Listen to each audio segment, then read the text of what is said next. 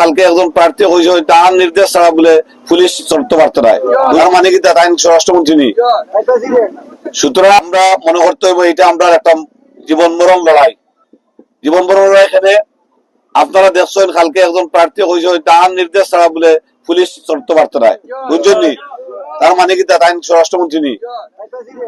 সুতরাং বুঝছেন তো, এরা যদি পাস করে আমরা নেতা কর্মী কেউ করে বাড়িয়ে থাকতে নাই। সুতরাং এই জিনিস বুঝিয়া আজকে থাকি ঘরে ঘরে ঘরে ঘরে যাওয়া শুরু করতে হইব। সব করিয়া খে খাইছো কি না খাইছো, খে মাতাইছে কি না মাতাইছে, খে খারে ইয়ে করছে দিঘা করছে কি না করছে, এটা কিচ্ছু চিন্তা নাই। দারো শীষ ছাড়া আর কোনো বিকল্প নাই, চিন্তা নাই।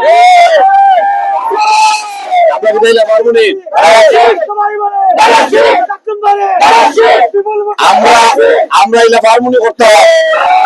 আলহামদুলিল্লাহ এটা নেতৃবৃন্দ আছে টানটানোরও যদি কেন কি সেন্টার বাড়া রিজাল্ট না টানটানোর নেতাগিরির হুমকির সম্মুখীন হইব। সুতরাং সবে মিলিয়ে ঐক্যবদ্ধ ভাবে আমরা আগামী নির্বাচনে এই বৈতরণী ফাড়ি দিতে হইব।